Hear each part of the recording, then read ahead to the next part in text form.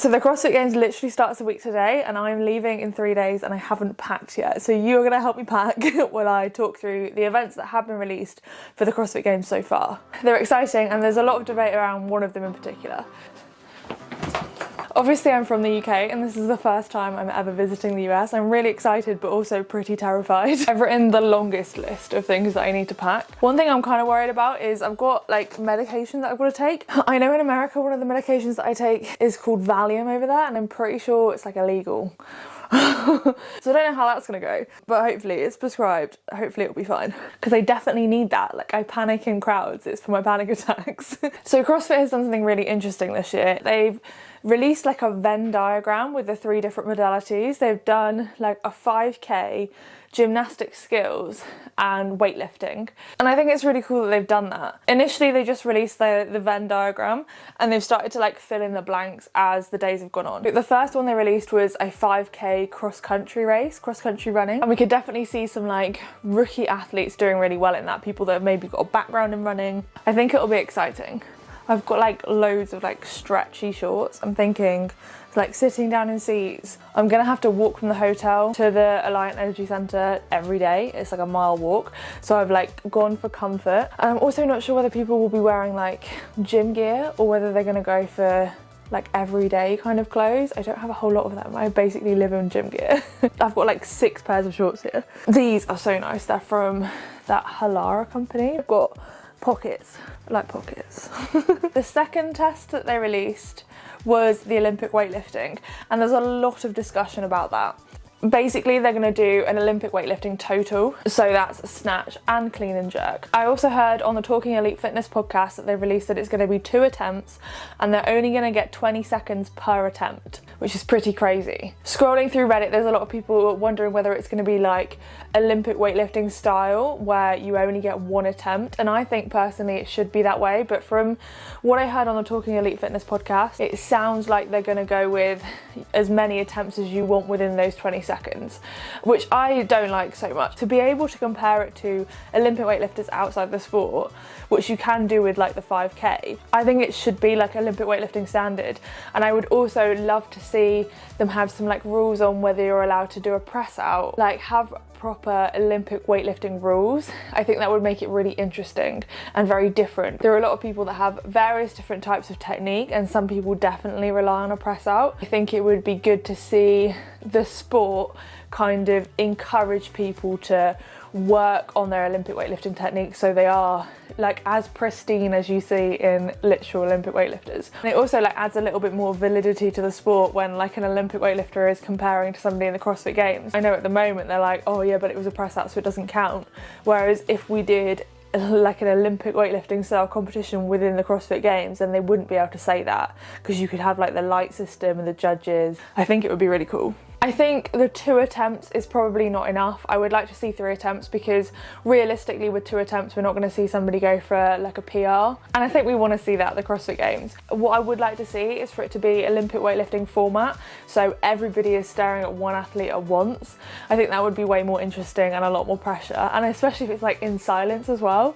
It's very different. As someone that's competed in Olympic weightlifting, it's very different having to lift in that environment, and I'd love to see what happens when the CrossFit Games athletes are put through that. Just adding on the extra attempt would be good, and I think people would stay. I know it would be a really long Saturday night, and they have said it's going to be Saturday night, so they'll have cut down to 30 athletes by that point. That is the same as like 1 flight of Olympic weightlifters.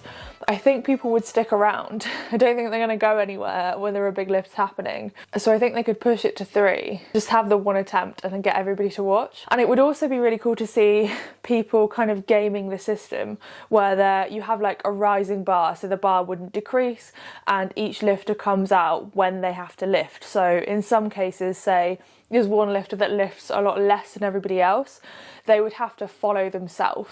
But then if you've got lifters that are confident with heavier weights, what they might do is get in an early lift, or maybe not at all, maybe just get a safe lift in that's quite heavy. They might push it and wait as long as they possibly can so they can get as much rest to then hit a big heavy attempt. And in that kind of scenario, you see people fighting for like first, second and third. It's just so interesting to watch because they might not hit this big attempt and miss out completely and like bomb out, and that makes things really interesting. But again, you can't really get that without having the 3 attempts. But I definitely think the way it should be done is like a rising bar, and we've seen that done a couple of times, and it was definitely really exciting when there were only a couple of athletes left and you were just seeing like the heaviest lifters right at the end. A few of the athletes, I think Tim Paulson was one of them, has raised that it's going to be a bit of an issue because a lot of the athletes are in the corrals for like 10 minutes. They've warmed up and then they've come out to lift, and by the time they've come out to lift they've kind of cooled down again, so they can't almost go heavier because they've cooled down. So I think what would be really interesting and probably better is to have a visible warm-up area, and then athletes can warm up between lifts as well. Even if they had the 2 lifts, they hit an early like light opener, and then they could do a couple of warm-up lifts in between and then go for that really heavy lift, and we could see them do the other heavier lifts within the warm-up area. Maybe they could have like a second screen like they do in Olympic weightlifting competitions. That would kind of fix that issue of athletes cooling down, because that doesn't happen in an Olympic weightlifting competition. You go back into the warm-up area and continue to lift if you want to. There isn't like a weird scenario where you have to sit in like a queue and then you cool down. And I do find that quite weird about CrossFit, because that happens in like a lot of competitions. You'll like warm up at a competition, like at Strength in Depth, one of the UK ones. We queued for so long, for literal hours. You'd warm up, but by the time you got to actually lift or you got to the workout, you'll have cooled down because you were waiting in a queue for like 20 to 30 minutes. So I actually think that's something that they could work on like as a sport as a whole. Let me know if you agree with me on that one. I've been faffing with this top for ages. The weather in Madison at the moment is 27 degrees, but it goes up to 34. 27 is hotter than it is in the UK. 20 degrees is the lowest it is today. At the moment in the UK, it's 19 to 20 degrees, but it's like really rainy. So I'm thinking it's gonna be hot and also humid. So I'm trying to bring like a lot of like tops like this. This has got like an inbuilt bra, it's really nice. Tops like this and shorts and then like layers. Hopefully that's gonna be fine. Let me know if you've got like any recommendations of what I should bring, because I've never been before. I remember in some of the events it starts raining, so I definitely need to bring a coat, but then it's supposed to be really hot. Have you seen like the Free People onesies, the ones that I've been trying to get knockoffs of it for years because they're really expensive. In the end, I decided I'm probably going to wear it a lot, so I actually bought a proper one. And this I'm going to wear like on the plane. It's definitely like my travel outfit. The material is so soft, so actually that's not going to go in the bag. But the last thing I want to be is uncomfortable, like at all ever.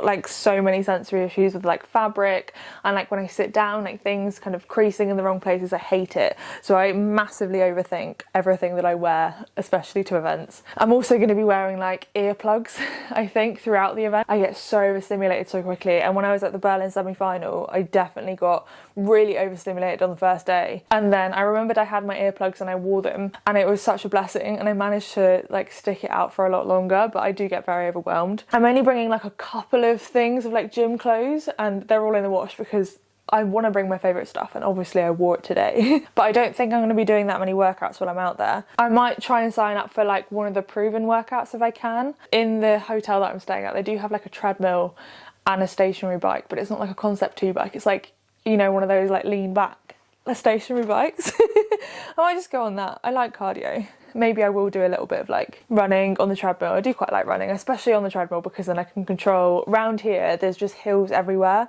so I don't like running so much around here, but on a treadmill I can just have it flat. Lots of pairs of leggings, just in case. More tops like that. So the last event that has been announced is the gymnastics skills event. And this is like the last event in the 3. They've also announced some other events, which I'll get to. The only thing we have to go off for the gymnastics skills is some of the images that they showed. They didn't specify what skills it's going to be. And I think that's because obviously athletes can practice those skills, and those that can practice it would then have an advantage. So maybe they just don't want people to have an advantage. And people kind of know their 5k times and their Olympic lifts already, so they're not going to have much of an advantage knowing that that's coming up. But with the gymnastics, that would be quite a big advantage. The videos that they showed was handstand walking, some with like a ramp and some parallettes. Personally, I think I'd really like to see them do like that L-sit to press to handstand into like a handstand walk, which they were supposed to be doing after the double under crossovers, but not a lot of people got there. I remember crop top guy, what's he called, Nick something, he's cool. He got there and a couple of others, but not many. And I think it would be cool to see some kind of like gymnastics, obstacle skill test. Let me know if you've got any like speculations on what that could be. Not sure how many jumpers to pack. I might just put one in, and then I'm gonna like wear a really big hoodie on the plane just because it's like cozy.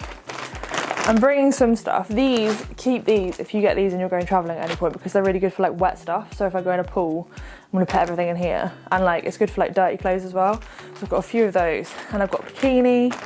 I really want to go in the lake, but I know a lot of people have said there's like algae issues. There seems to be like an online tracking thing that you can use, and I've been messaging a couple of people that live in the area and have said it's totally safe if the algae report is fine. I haven't decided if I'm going to risk it or not, but my hotel has a pool, so I'll definitely be going in some sort of pool at some point. They haven't released any like water events yet, and there's some speculation that they're not going to be using the lake this year because of the issues that they've had before, which is interesting. I mean, I think we'll still see something like kayaking or paddleboarding. And then the other two tests that have been released are the mountain biking event. They've not said what it is, they've just said it's going to be on a mountain bike. It would be cool if it was like actual mountain biking, like maybe not with jumps, but like down a big hill. We've seen like cyclocross and some like long distance road biking kind of stuff. I don't think we've seen any mountain biking or like proper mountain biking. These are my favourite trousers for travelling in. I wore them to Berlin and they just feel like pyjamas.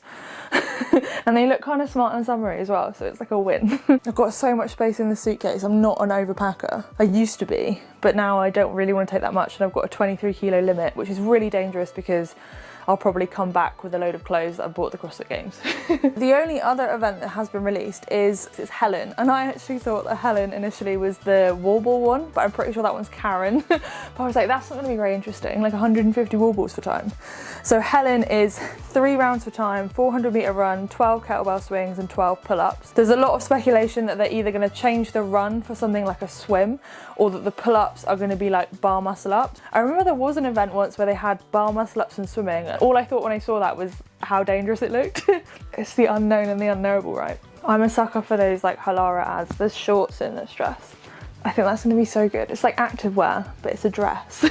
One thing I am really excited about is on the plane, I'm going to bring my Kindle obviously, because I love reading fantasy books. I read the whole A Court of Thorns and Roses series, and I'm now on Throne of Glass. I'm on like book 4 of Throne of Glass. If you follow me on Instagram, you know how obsessed I am with reading. I'm on like day 215 or something in a row. And I read the last Throne of Glass book in 2 weeks, which I'm a really slow reader, I'm dyslexic. That's really fast for me. So I kind of can't wait to be stuck on a plane or a bus and just reading in my own little world. I think that'll be great. I've got no activewear in there yet. So I've got, these are like Sweaty Betty, I think. I'm trying to look for more like inclusive brands, and Sweaty Betty came up, and Fabletics as well. This one might be, no, that's also Sweaty Betty. That's like an asymmetric one. All of my other activewear is in the wash, so I'm gonna put those in. The suitcase is nearly full, have a look.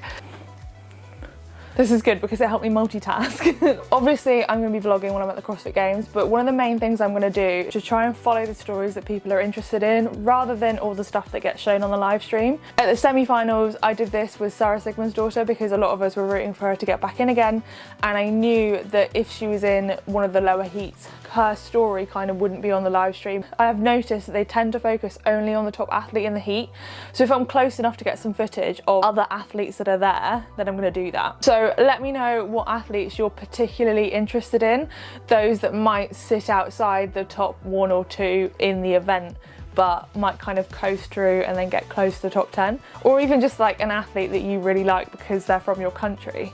For me personally, I'm really interested in a lot of the female athletes. Like, I really relate to a lot of their like backstories, especially like some of them have struggles with body image and mental health. I'm really interested to see how Annie does this year, and also Laura Horvath, she's one of my favourites, and also Gabby Magawa because she won the Berlin semi-finals, so I'm kind of rooting for her for that reason because she's also European, which is pretty cool. If you see me at all at the CrossFit Games, feel free to come up to me and say hi. I live in the absolute middle of nowhere, and unless I go to these events, I never actually meet people that follow my channel or my Instagram. It was nice to see loads of you at Berlin, but I also got a couple of messages from people that said they saw me and they wish they'd come up to me.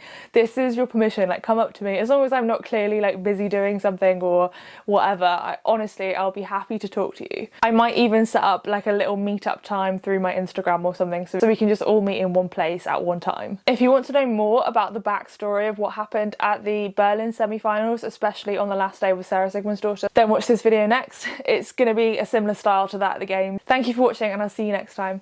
Bye!